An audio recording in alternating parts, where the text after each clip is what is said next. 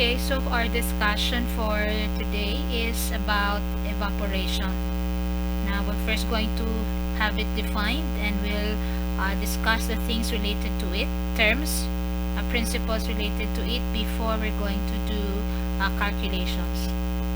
Now when we speak of evaporation, it involves heat transfer from a boiling liquid.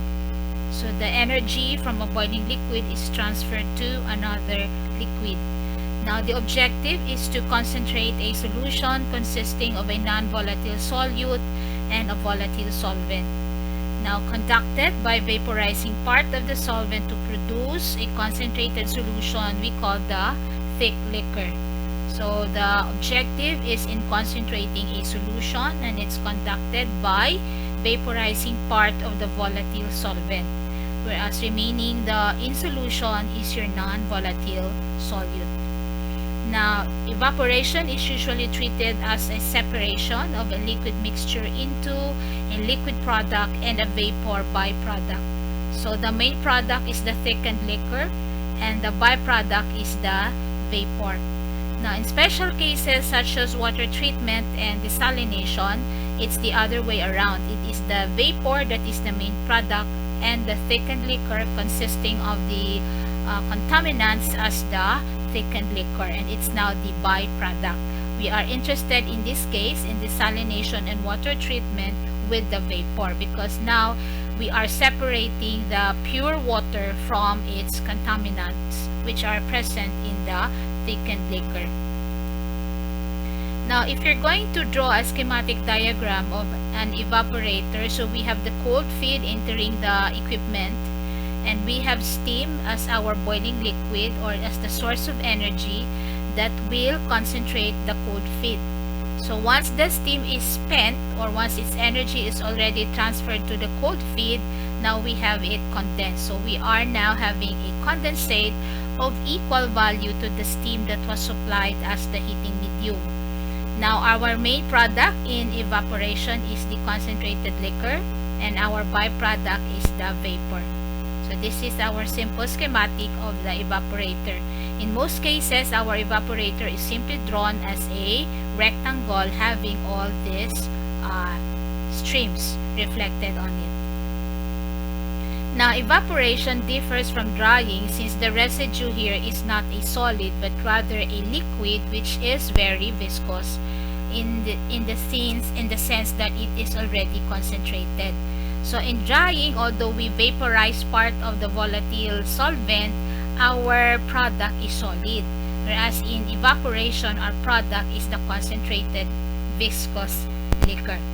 Now it differs from distillation if compared to distillation in the sense that the vapor is usually consisting of a single component in the case of evaporation. But even if it is a mixture, no attempt in evaporation is made to separate the vapor into fractions, which is contrary to the objective of distillation.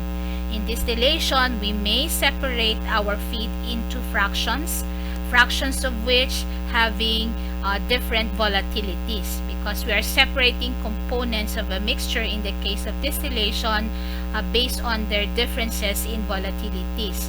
Now in evaporation, our vapor is usually most of the time only composed of one or single component, whereas in distillation we may have several components present in our vapor, and we are separating those components into fractions. As such, we call the distilling unit as the fractionating unit.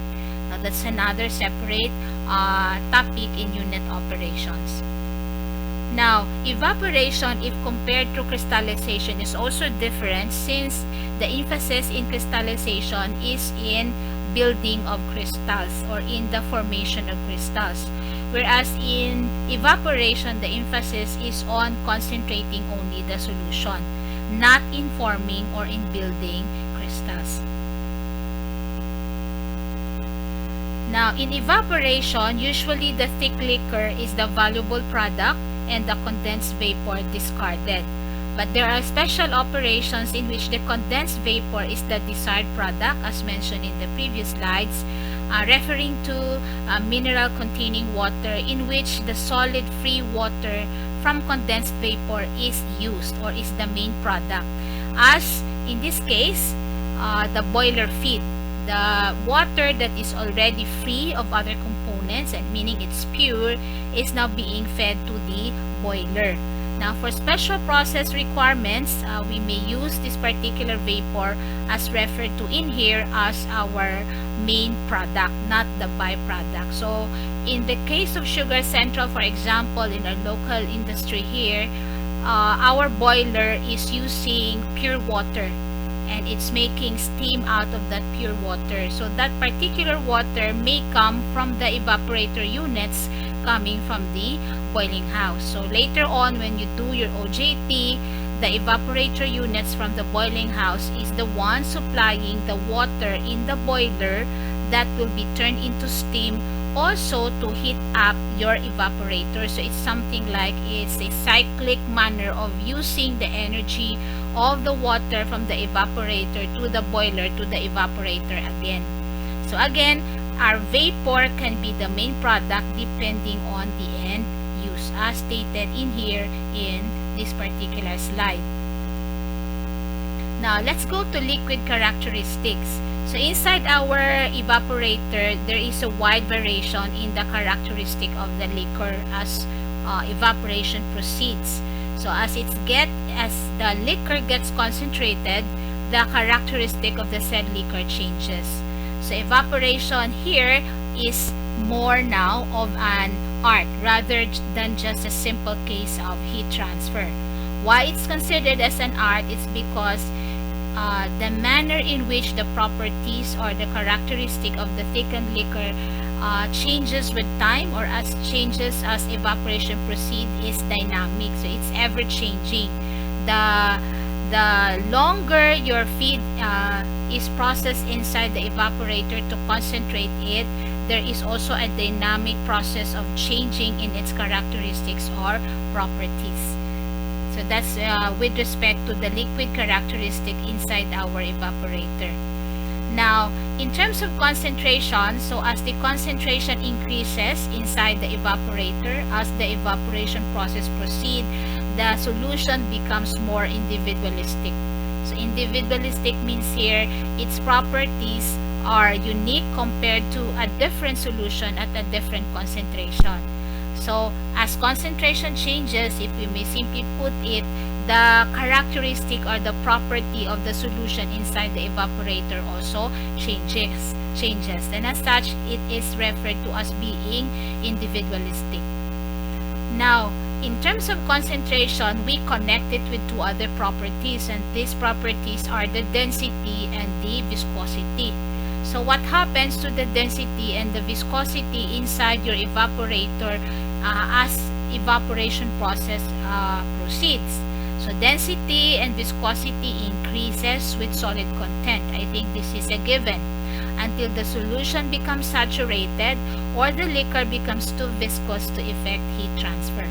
So we go back to the main objective, and that is only to concentrate the liquor inside the evaporator. Once our objective deviates from that, our evaporator does not function already as an evaporator, but rather as a crystallizer. That is, if the solution inside your evaporator has already reached what we call its saturation and even supersaturation condition. In that case, we're not anymore forming a thickened viscous liquor, but we are forming crystals already. So we know that as solid content increases, the density and the viscosity of the solution increases. We cannot prolong evaporation inside the evaporator because as the liquor becomes too viscous, heat transfer also ceases. It will also lessen the amount of heat being transferred on it because it's already too viscous. Now, when saturation is reached, continued boiling may cause crystals to form, which will clog up the tubes, which brings about the need for its removal. So I have already explained it. So we cannot make evaporation proceed beyond the time in which it's designed to process the feed inside the evaporator. Because once we do that, we will reach what we call saturation, and we will be forming crystals already. and it will clog up the tubes inside our evaporator. Now, boiling point rises as solid content increases. So shall we say the boiling point increases as concentration increases? Or shall we say boiling point also increases as viscosity increases? Because density, viscosity, and solid content are all directly proportional. So they will also be directly proportional, all of these three, to the boiling point. Or there will be a marked increase in the boiling point once the concentration increases, connected to an increase in the solid content of the feed processed inside the evaporator unit. Now, speaking of the clogged tubes here, inside our evaporator, we have what we call calandria tubes. That's where our solution to be concentrated is passing through. Outside the tubes, or on the annular space outside the tubes, we have the steam, or our heating medium, that enables the liquid inside the tube to become concentrated over time. So that is why we need to avoid our solution inside the evaporator to get saturated and even supersaturated, because it will solidify inside our tubes. Now, still on liquid properties, aside from looking into how concentration is going to increase and how it's going to later on, shall I say, produce crystals that will, shall I say, clog the tubes of the evaporator, we also have this particular occurrence of foaming. So this is in the case when your evaporator is processing organic substances. So they will tend to foam inside your evaporator unit as the process proceeds.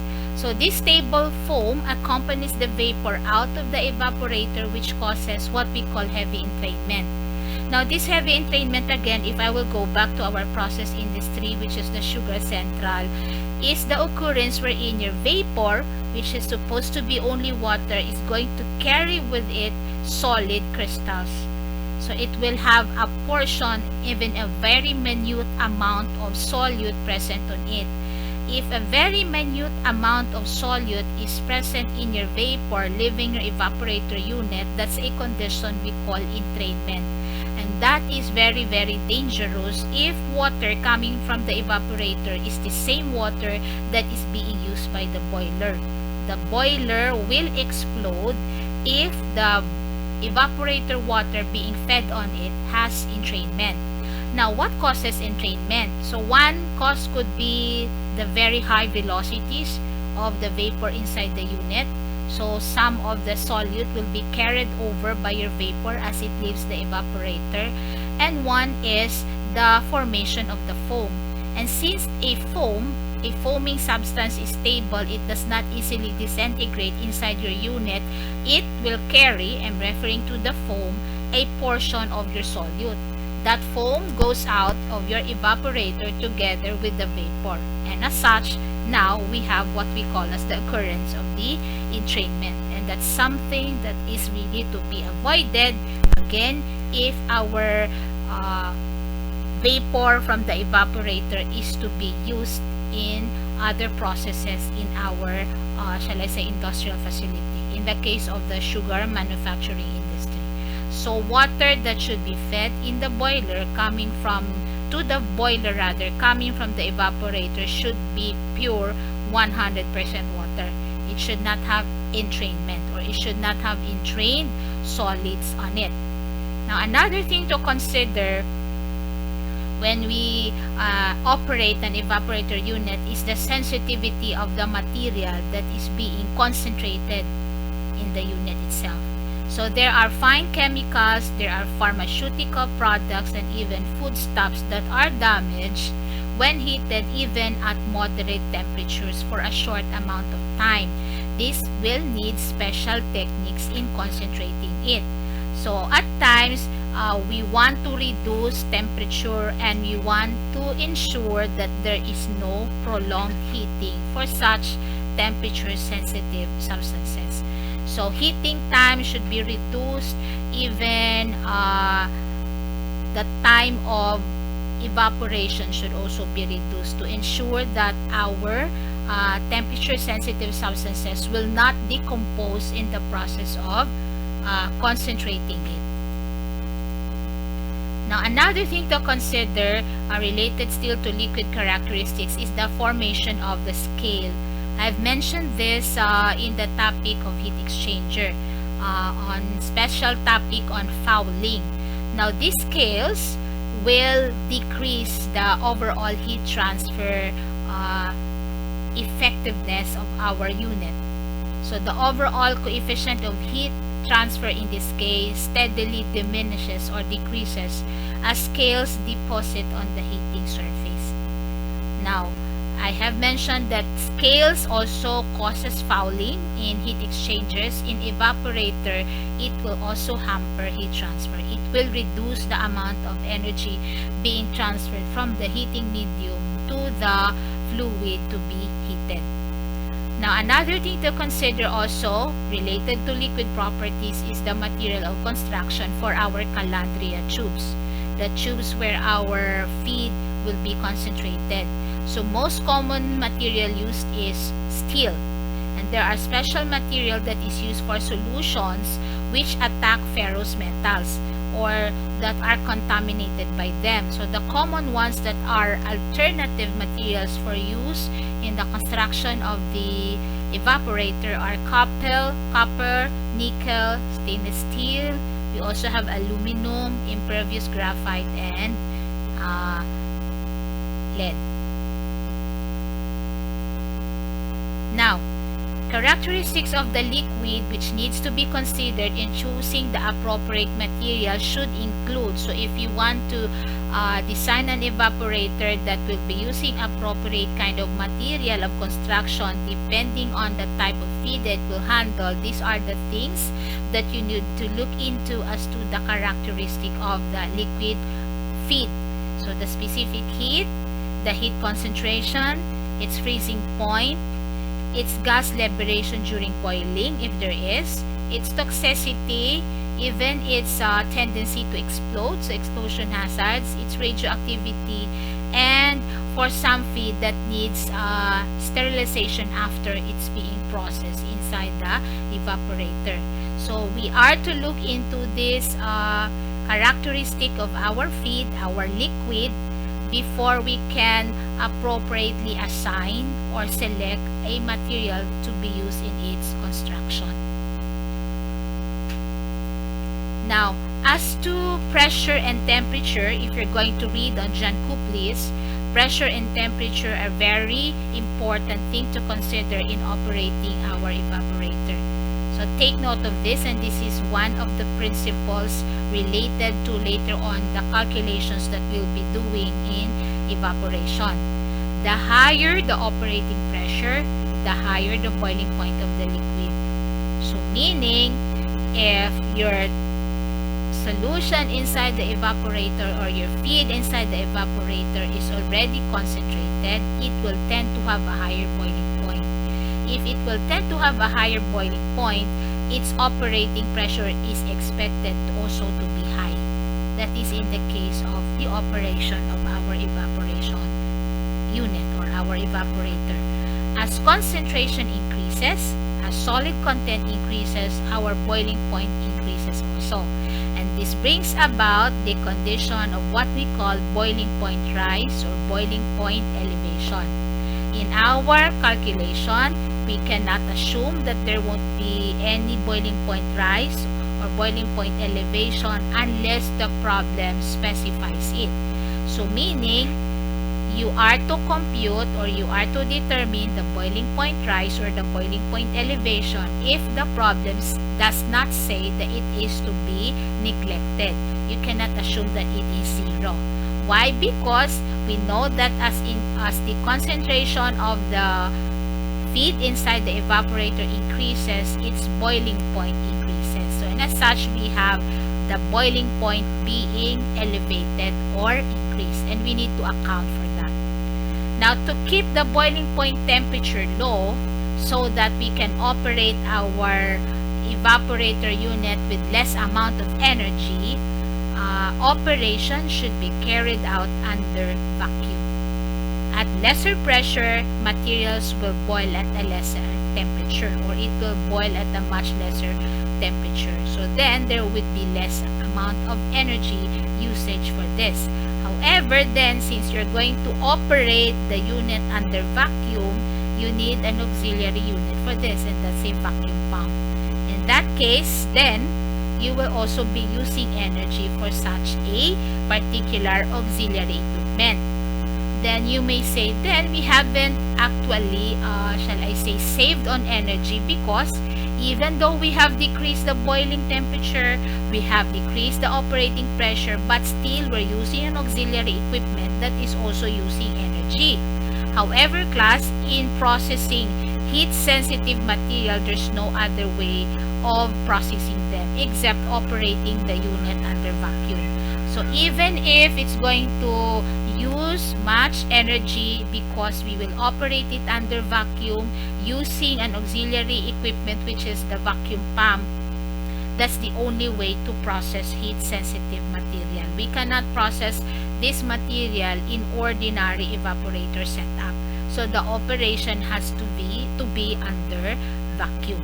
That is with respect to the pressure and the temperature, that is the operating pressure and temperature of our evaporation unit as being connected to the property of the liquid inside it, which is its concentration, or which is its heat sensitive nature in the case of the last bullet here. Now, let's go to other principles related to evaporator and evaporator design, aside from those liquid properties that we have discussed one by one in terms of how it's going to affect the operation of our unit and how it's going to affect even the behavior of the liquid itself or of the feed itself. The next thing that you're going to learn here is the principle or the concept of what we call the steam economy. I think it's implied already on the name itself, steam economy. Since we're using steam in heating up the solution to be concentrated inside our evaporator, we have to look into how economical would be the steam usage of our evaporator. And it has to be measured. How do we measure it? So we measured it in terms of kilogram solvent evaporated per kilogram of steam used. So we will know how economical is the design of our unit if the amount of solvent vaporized will be greater than the amount of steam that is being used. So kilos of solvent evaporated, in this case most of the time water, how many kilograms of water was evaporated per kilo of steam that was used. So we want it to be economical as much as possible because we're talking of steam economy here. Now, the greatest increase in steam economy is achieved by reusing the vaporized solvent, which is done in a multiple effect evaporator. We were going to discuss it later. By using the vapor from one effect as the heating medium for the succeeding effect or for another effect in which boiling takes place at a lower temperature and pressure. What does this mean? We would like to operate our evaporation in an evaporation system of equipment. We have several evaporators connected in series, and what we do, we only use the heating medium steam in the first effect. The heating medium to the succeeding effect in this case will be the vapor coming from the previous effect. So in the case of the second effect, what will heat it up is, or what will be the source of energy for concentrating the feed on it will be the vapor from the first effect. And the vapor from the second effect will be now your heating medium for the third effect, and so on and so forth. So in this case, we are using, or we are exhausting, if that is the term, we are exhausting the energy content of the vapor and using it as a heating medium for the succeeding effect. So we have made use of the energy content of the steam that was used in the first effect. So that's mentioned it here. The greatest increase in steam economy is achieved in the case of multiple effect evaporation. Now, another one that is being used is thermocompression evaporator. In here, the vapor is compressed so that it will condense at a temperature high enough to permit its use as the heating medium in the same evaporator. But what does this mean? The vapor byproduct for a particular effect is being compressed. After compression, it is being used as heating medium for the same effect where it came from. And that is in the case of thermocompression evaporator. Now, you can read further on this in your handbook. The basis of this slide is our Paris Chemical Engineering Handbook. So you will read more on the process of thermocompression in your handbook. So please read on that. So aside from multiple effect, let's say for example, if you only want to use a single effect evaporation, then you can save in the usage for steam by compressing your vapor from that same effect and then using it as the heating medium of that same effect. So that is thermocompression. Now, in terms of evaporator selection, we have to look into the amount of heat that is to be transferred so that we'll be able to concentrate our feed, and we are to look into the characteristics of the feed and the product. So we are to look into crystallization, we are to look into salting, we are to look into scaling, product quality, the corrosion, and the foaming. Now, in the case of scaling, crystallization, and foaming, it was already mentioned under the topic of liquid characteristics. Why? Because in here, we're now talking about what would be our basis in properly selecting an evaporator for a particular process where it will be used. So it's still appearing in here. So there are 6 characteristics of the feed and the product that you need to look into. And number 1 is of course the amount of heat that is needed to concentrate the feed. Now, in crystallization, so the desirability of producing crystals of a definite uniform size usually limits the choice of evaporators. Or simply put, our evaporator is not the equipment that will really achieve the objective of producing these uniform size crystals. It could be a precursor equipment, meaning prior to crystallization, you can have it referring to the feed, you can have it first concentrated in the evaporator, but the main objective of producing these crystals is carried in the crystallizer, and that's the next topic after evaporation. So crystallization is that the main goal here. Now, as for salting, so in this particular part of the characteristics of the feed, we will discriminate or distinguish between salting and scaling. Now, when we speak of salting, it is the growth on body and heating surface walls of a material having a solubility that increases with increase in temperature. It is frequently encountered in crystallizing evaporators. Evaporators that after concentrating the feed will now crystallize it, or will have now the feed process into producing specific uniform crystals. Now, salting, take note, is the growth on body and heating surface walls of a material having a solubility that increases with increase in temperature. What does this mean? It gets more and more soluble as we increase the temperature. If it gets more and more soluble as temperature increases, then there's a tendency of the material that is being processed inside your evaporator to be fouled up. Why should it be fouled up? Because the salts gets incorporated into the feed that is being concentrated. Then, it will now, of course, alter the identity of the feed that is being concentrated. Why? Because it has already the presence of this particular material that tends to get dissolved easily when temperature is increased. So meaning, if we increase the temperature of the evaporator, they will have greater solubility. So what will happen? They will mix with your feed, and that will foul up your feed. Okay? So that's salting. The next is scaling. They are complete opposite actually, and it's mentioned already in the next topic where scaling was also included. So this is the deposition and growth on body walls and especially on heating surfaces of a material undergoing, and take note, irreversible chemical reaction in the evaporator, or having a solubility that decreases with an increase in temperature. What does this mean? As we increase the operating temperature of the evaporator unit, or as there is prolonged heating inside your evaporator, these scales tend to harden.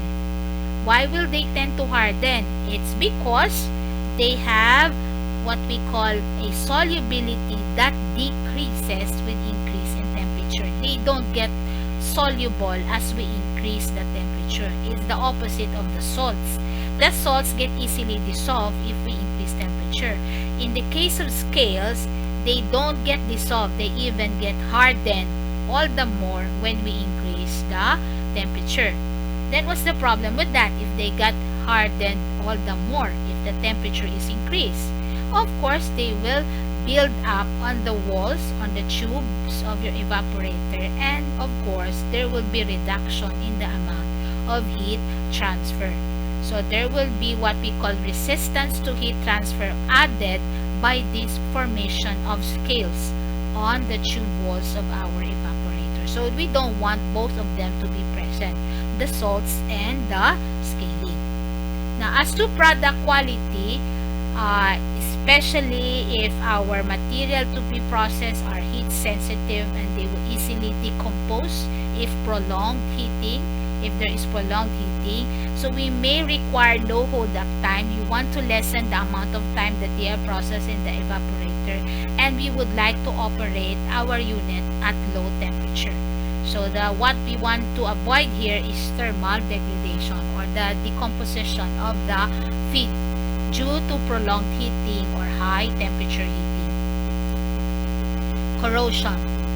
So this is very severe in evaporators and in any other types of equipment because of the high liquid and vapor velocities. I have mentioned about entrainment that its primary cause, or one of its major causes, is the high velocity inside our evaporator unit. True.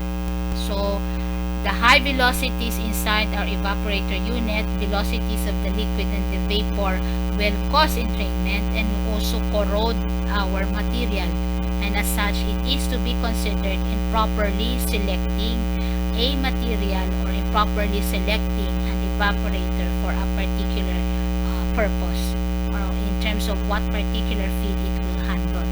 So second to the amount of heat to be transferred, as our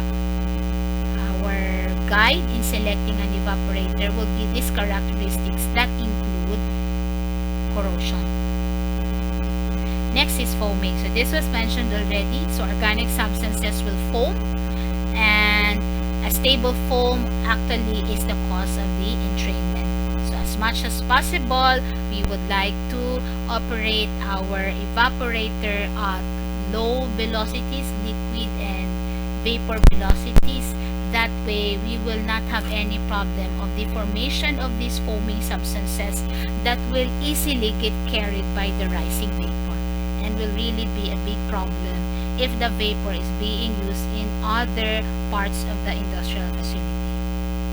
Now, before we go to the evaporator types, these are sections in the 8th edition of your handbook where you can see all the different evaporator types. They are classified based on the manner in which the feed is being introduced into the column, or they are classified based on the manner of, let's say, operating the column. Is it under vacuum? Is it for circulation or something like that? Does it need a pump to introduce the feed on it? So we will look into each of these particular classification of the evaporators as written in your handbook. But if you want to complement this discussion of what's available in your handbook, then this is the section you are to read.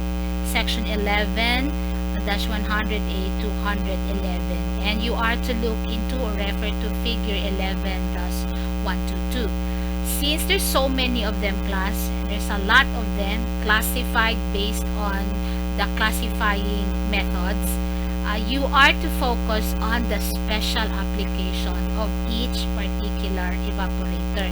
You need not really focus on the material construction, on the feed rate, or on the range of operating pressure and temperatures. Focus on their specific application.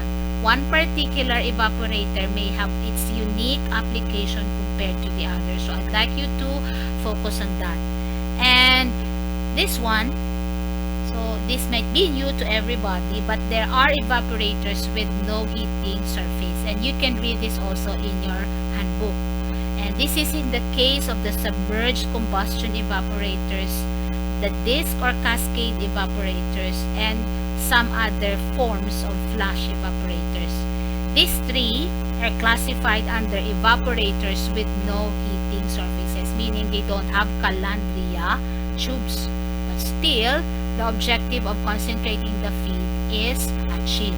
So you look into your handbook as to this particular classification of the different types of the evaporators and focus on their application. Now, in this slide, we're going to look into the different types of evaporators and how they are operated.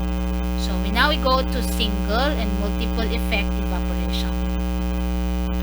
Now, heating medium used here is steam, except in the case of the horizontal tube evaporators. So material to be concentrated flows inside the tube. So take note, majority of the evaporators operate in this manner. The material to be evaporated flow inside the calandria tube. In the case of horizontal tube evaporators class, the material to be concentrated rather flows on the annular space in between the tubes. So the thing that flows inside the tube is the heating medium. So again, your feed to be concentrated flows inside the calandria tubes, the bundle of tubes inside the evaporator.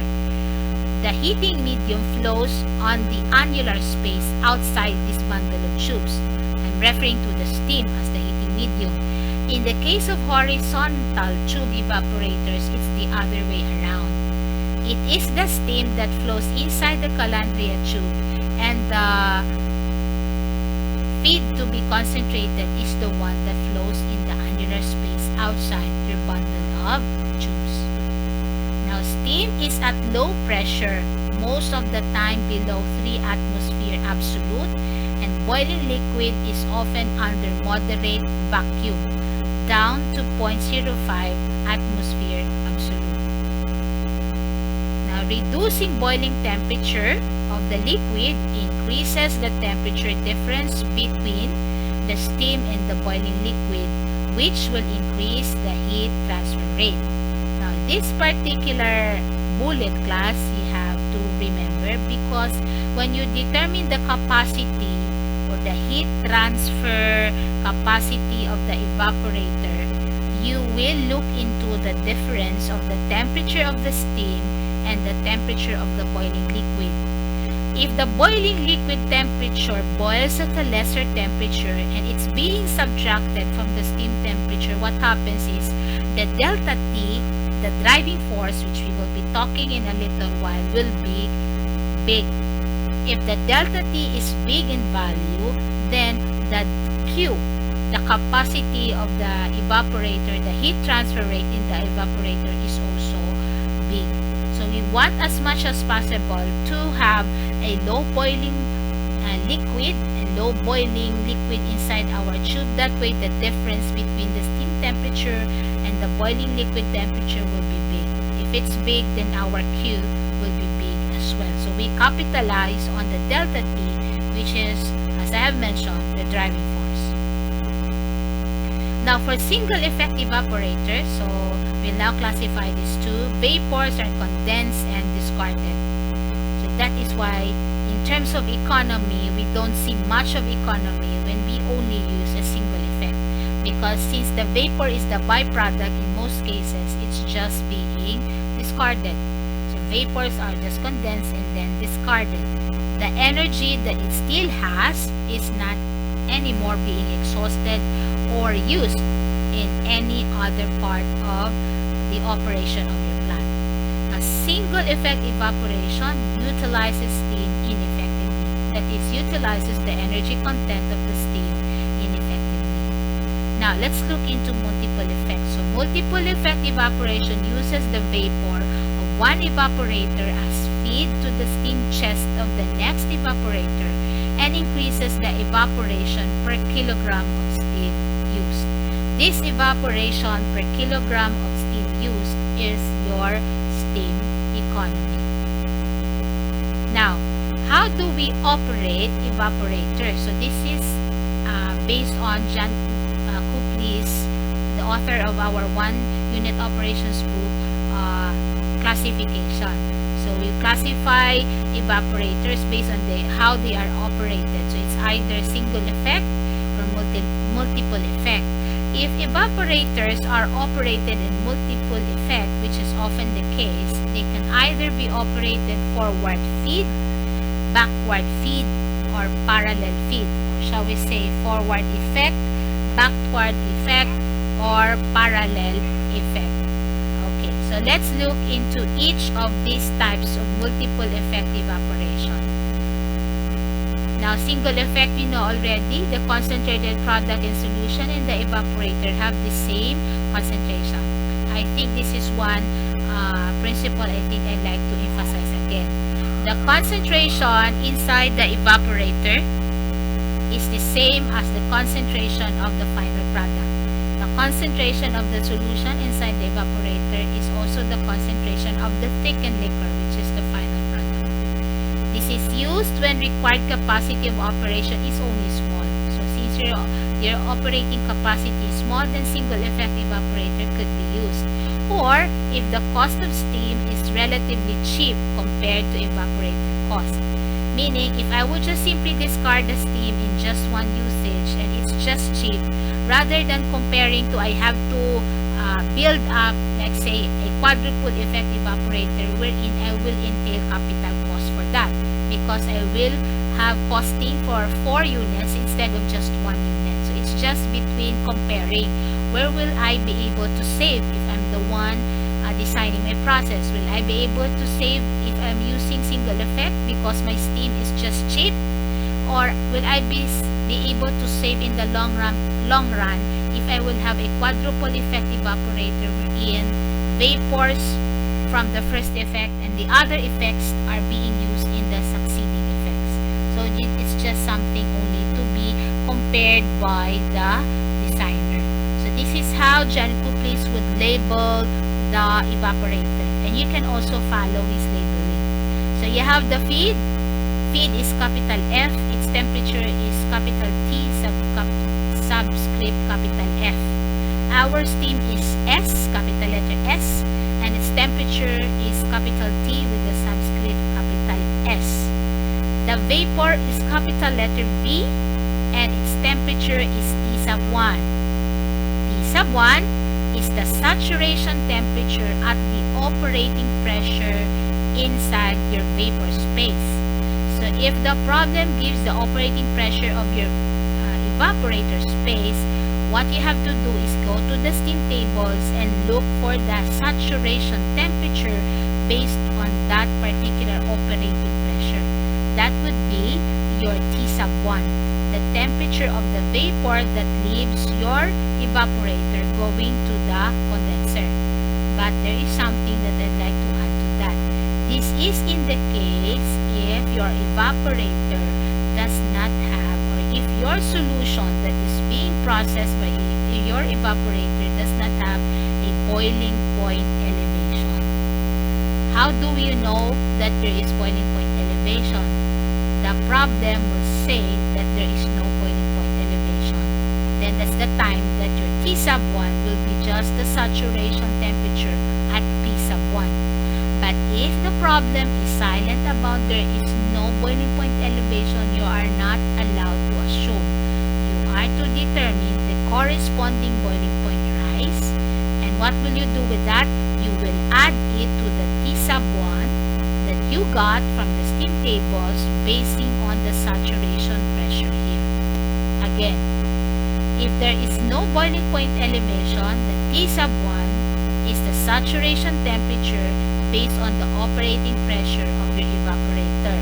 You get it from the steam tables. If there is boiling point rise, your T sub 1 will be the T at saturation based on this pressure plus the boiling point elevation. How do you determine the boiling point elevation? That's something that we will be discussing in the next discussion. So again, take note of that. So in this topic, you will be using the steam tables in your Garrison book, or for now, you may use any of the steam tables in at the back of your unit operations textbook. So take note, this is T sub 1, and look, the temperature here of the thickened liquor that leaves your evaporator labeled as L, capital letter L, is also T sub 1. So these three are the same. If there is boiling point rise, these three will also be the same. They are still the same. All based on the operating pressure plus BPE if there is BPE. What is BPE? Boiling point elevation. Okay, so this is the schematic of Geankoplis. And by the way, this condensate is labeled as capital letter C. Capital letter C for condensate, capital letter V for vapor, capital letter L for liquor, capital letter S for steam, and capital letter F for feed. That's how we label properly our evaporator. Now, in the case of multiple effect evaporation, let's go first to the forward feed. The forward feed multiple effect. I think it's implied what this means. Forward feed, the method of operation used is you are introducing the feed on the first effect. And when do you use it? This is used when feed is hot, or when the final concentrated product might be damaged at high temperature. So if you are treating heat sensitive, or you are concentrating heat sensitive products, wherein if they will be removed in the last effect at a higher temperature, they will easily undergo thermal degradation, then this is the multiple effect evaporation system for you to use, and this is forward feed. You use it when the feed is hot, or when the final concentrated product might be damaged at high temperatures. And as such, in this scheme, the last effect is the coolest effect, meaning in terms of temperature, it is the last effect that has the lowest boiling point temperature. So we want to use this kind of scheme if our feed is heat sensitive, or something that will undergo thermal degradation. Now here, boiling point temperature decreases from effect to effect, which is the same with pressure. The second bullet explains this one. So you're using forward feed multiple effect evaporation for heat sensitive material because the last effect is the coldest effect. It's the coldest effect because from first effect down to the last effect, the boiling point temperature decreases the same way with pressure. That is with forward feed. Now let's go to a schematic that shows forward feed multiple effect evaporation. So the feed is here in the first effect, and the steam is introduced in the first effect. The vapor from the first effect goes to the steam chest of the second effect. The vapor of the second effect goes to the steam chest of the third effect. The third effect here being the last effect, since this is a triple forward feed evaporator system, this is where you are going to get the condensate. Now, what about the other effect? They will have also their condensate, but this one is properly labeled as C sub 1. This one is C sub 2, and this one is C sub 3, referring to condensate for effect 1, 2, and 3 respectively.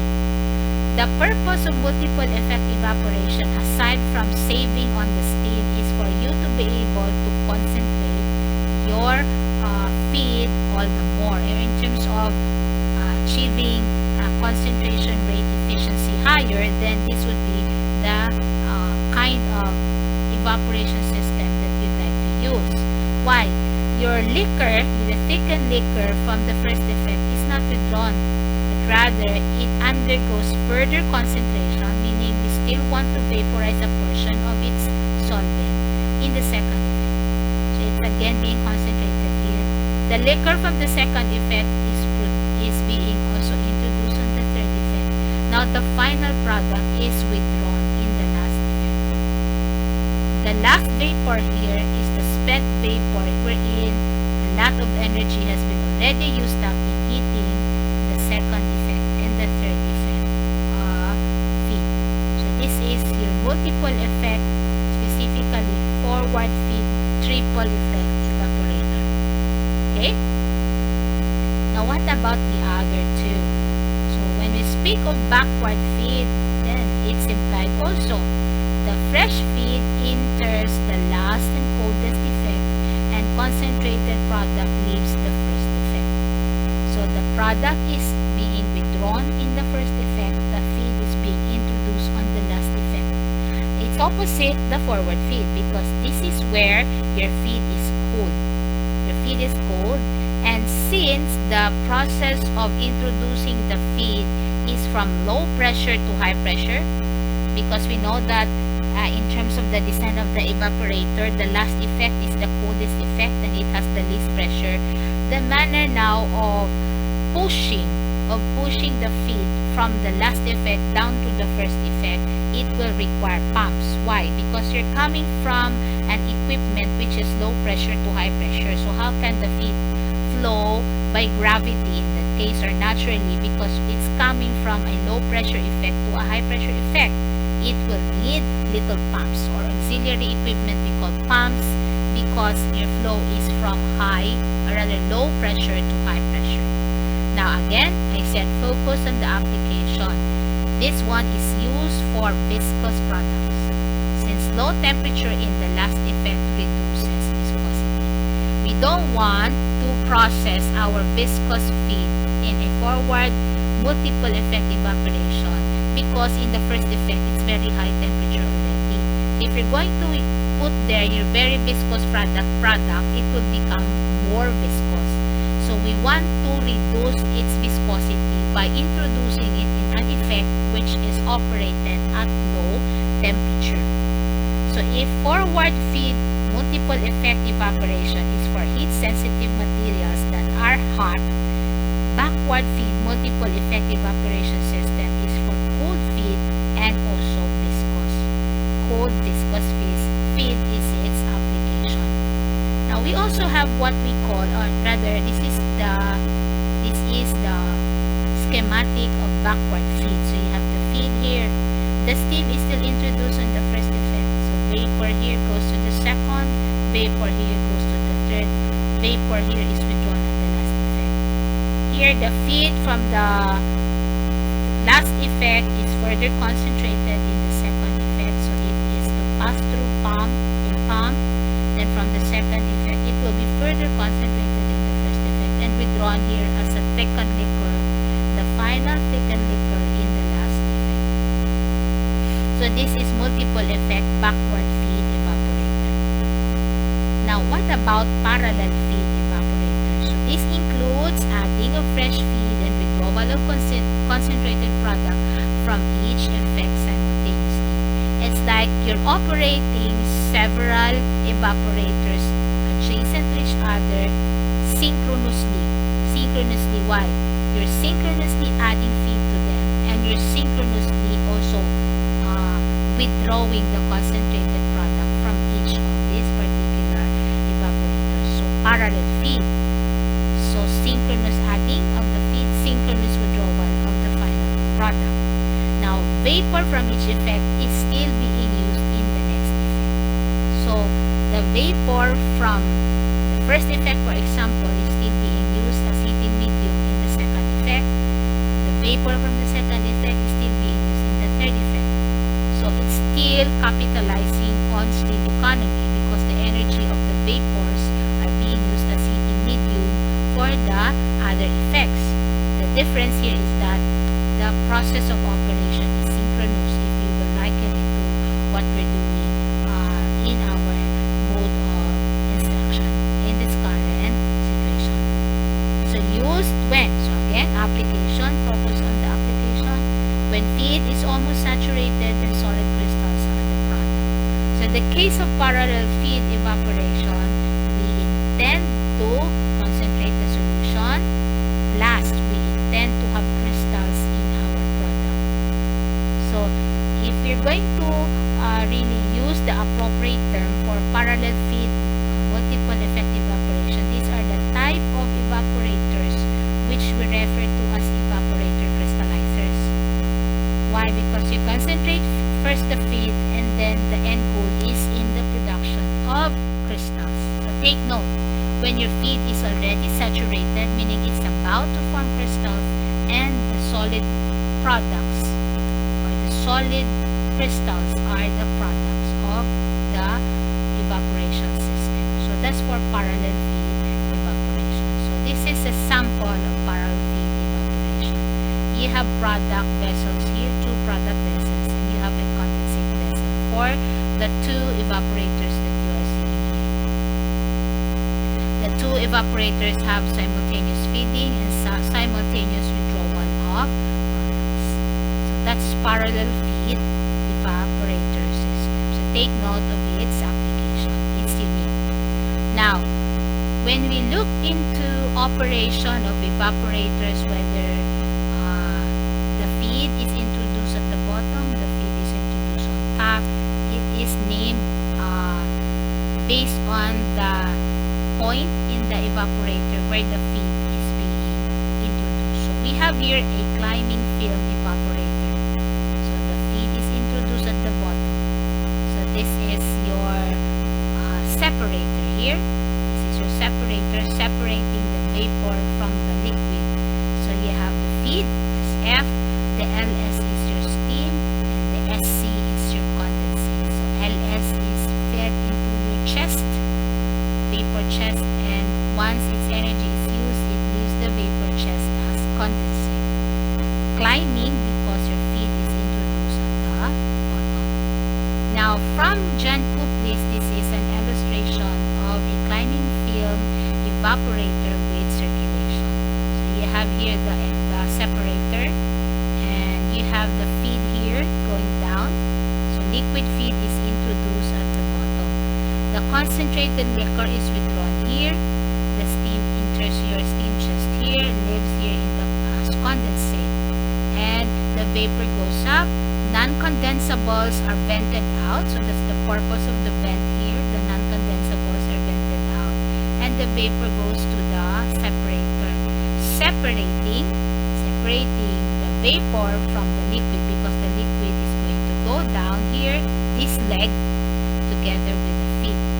Why? Because the feed, which is liquid, is introduced at the bottom of your climbing film. So climb. So your feed is as if climbing up your calandria tube. So you have essential parts for this as the tubular heat exchanger, your calandria, I mentioned that already, the separator, and the return leg from the separator. This is the return leg that I have mentioned as the leg. Okay, these are the things that are present in your climbing film evaporator. Now if we have climbing film, we also have falling film evaporator. So feed is introduced on top. Still have here the steam, you have here the condensate, your separator here, separating the vapor from the liquid. So falling film. So this is used for concentrating heat-sensitive materials which require minimum amount of time for exposure to a heated surface. So normally operated only once through. So the material did not pass through your tube several times, only once. Also used in concentrating viscous liquid. So for heat-sensitive materials and for viscous liquid, they are suggesting that we use falling film evaporator. So in terms of design, this would be the tube diameter, and during evaporation for this type of evaporator, the amount of liquid continuously reduces as it flows downward. So the amount of liquid is continuously reduced as it flows downward, because portion of the liquid is vaporized already by the rising vapor, or by the rising vapor together with the heating medium in the steam chest, which is your steam. So what happens is, you have the amount of liquid that entered is not the same as the amount of liquid that leaves the bottom part of your evaporator. Forced circulation, from the term forced circulation, so you have the feed here. This is A. This is where your feed is introduced. Your B is still withdrawn here, somehow in this particular separator. Your C, the concentrate, is withdrawn here. The heating steam is being introduced here.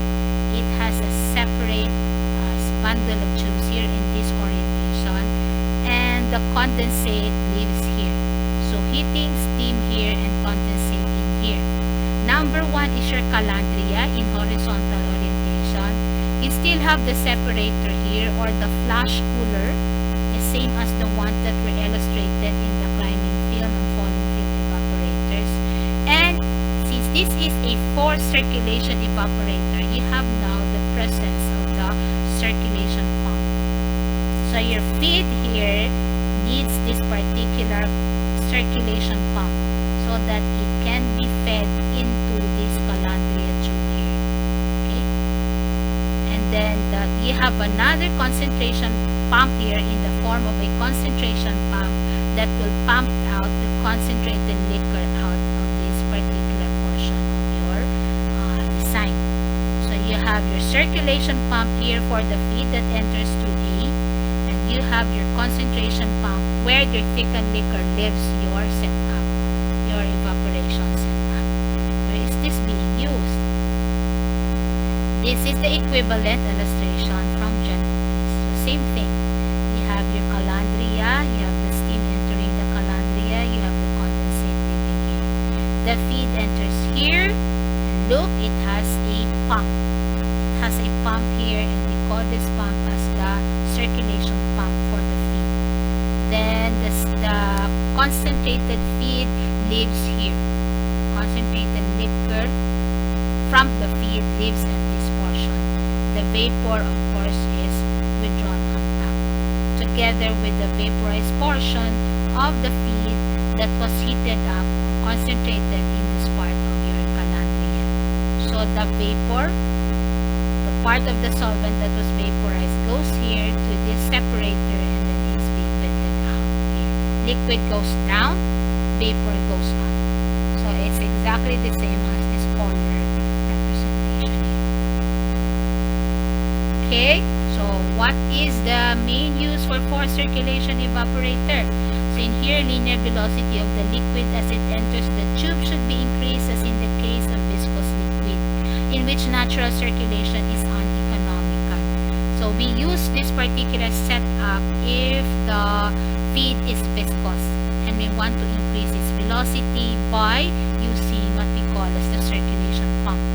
So centrifugal pumps are used to force, as called forced circulation.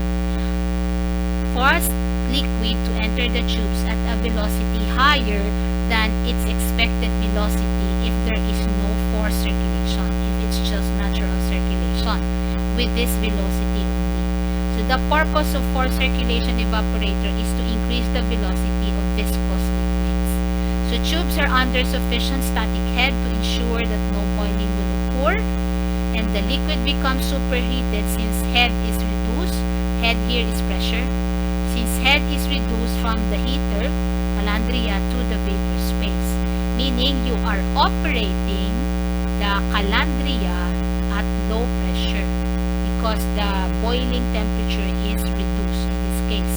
Because head is reduced, pressure is reduced, so boiling temperature is also reduced. Now residence time is greatly reduced because of the presence of the centrifugal pumps.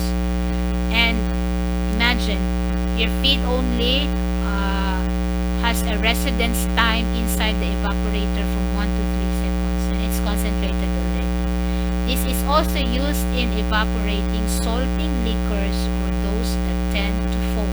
So take note, this is one specific application for forced circulation evaporator. For salting liquors or for those also viscous liquid. The agitated film evaporator, of course, has an agitator inside. This is for viscous film. So it has an agitator inside. This one. So one way of reducing resistance to heat transfer from steam to the liquid, especially in viscous liquids, is through mechanical agitation. So this is an alternative for forced circulation evaporator in terms of handling viscous feed. So gives high rates of heat transfer with viscous liquids. With the mechanical agitator, the rate of decrease in heat transfer as viscosity increases is low, meaning the decrease in heat transfer is the rate of decrease in heat transfer here is low because of the presence of the agitator. Now this is effective in concentrating viscous heat-sensitive products such as gelatin, rubber latex, antibiotics, and fruit juices. So there you are. These are its specific application. Viscous heat-sensitive products. The problem with this is due to its agitator inside, it will have a high initial cost, and of course, it's expected that it will have to have proper regular maintenance of its internal moving parts, and it has relatively small capacity. So high initial cost because of the agitator. It has to be maintained regularly because it has an internal moving parts, and it's only for small capacity operation. So your evaporator in this case are these two. I got this over the net, and this is used in the pharmaceutical industry. So don't always imagine evaporator as high as a building or as tall as a building. It can be one that is structured here using glass, and it's small, it's short. So agitated film evaporators. So horizontal agitated film evaporators in glass construction. The unit is 70 mm inside diameter, can be operated in co-current or counter-current fashion, and construction is of high quality boroselective glass, fully jacketed, and can be fitted with stainless steel internals as well as high nickel alloys. So this is in the case of the two evaporators here. So they can also be evaporated or oriented horizontally. So the one you are seeing here has vertical orientation. Now there are evaporators that are classified based on how many times a particular feed gets to be processed inside the evaporator. So once-through evaporators are for feed liquor that tends to pass through the tube once, release the vapor, and leaves the unit as thickened liquor. So evaporation here is accomplished in a single pass, and the ratio evaporation to feed is limited. So well adapted to multiple effect evaporation. So meaning if you're going to design a multiple effect evaporator, then once-through evaporators can be used. So once-through, it could be either falling film or climbing film or forced circulation depending on your design.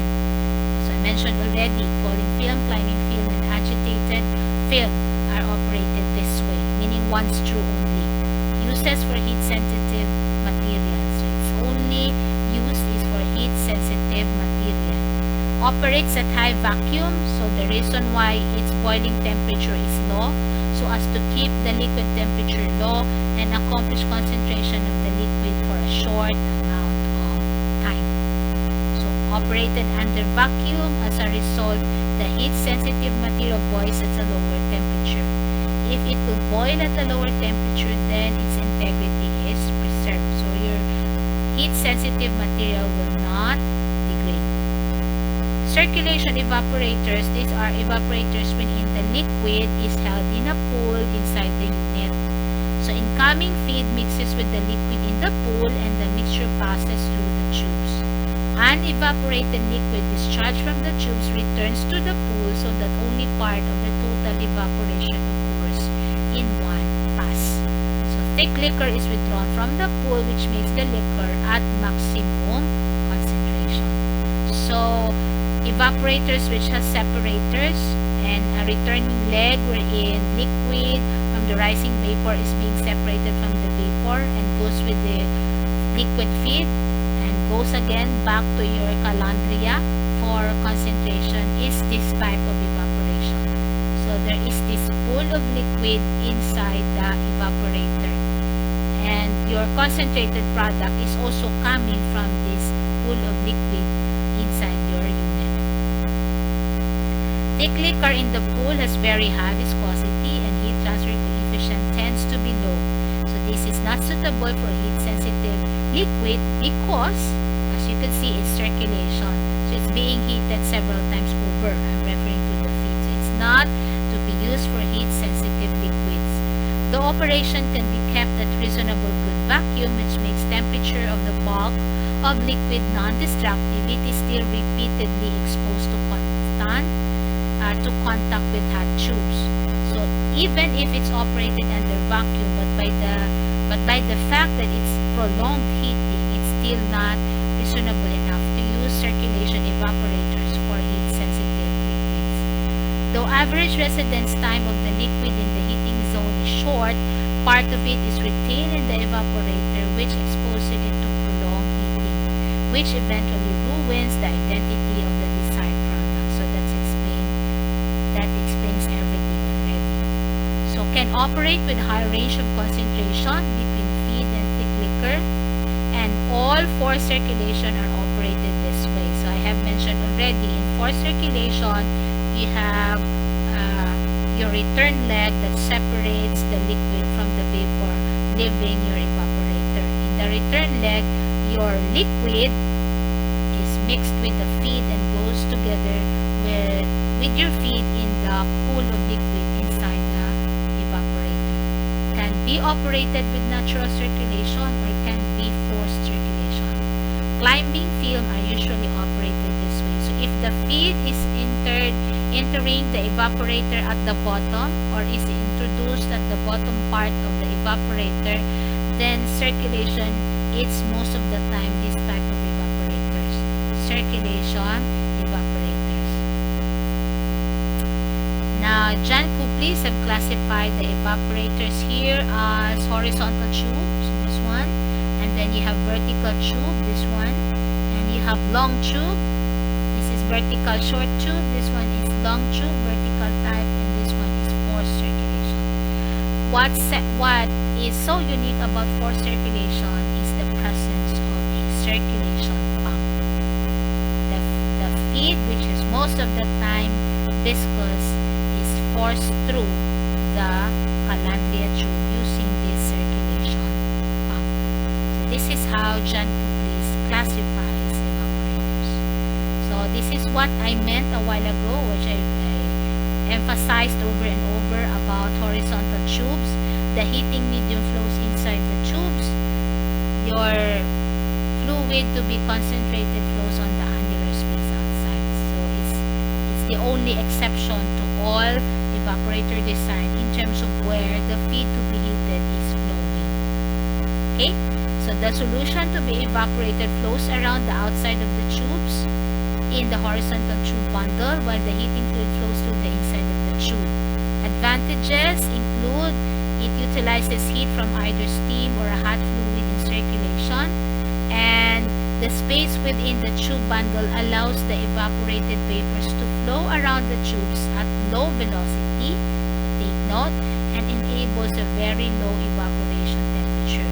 There's no problem with entrainment here because your vapor is flowing around the tube at low velocity, and low evaporation temperature is achieved, meaning delta T, the driving force, is high in this case of the horizontal tube evaporators. Low risk of liquid priming, easy mechanical cleaning because your feed to be concentrated is flowing outside the tube, and there's a possibility also of tube bundle dismounting, and it's easy to dismount because it's horizontally oriented. Low building height requirements, I think this is self-explanatory, and easy retrofit in existing buildings. Why? Because it's not vertical in orientation. Large choice of manufacturing materials is available for these types of evaporators.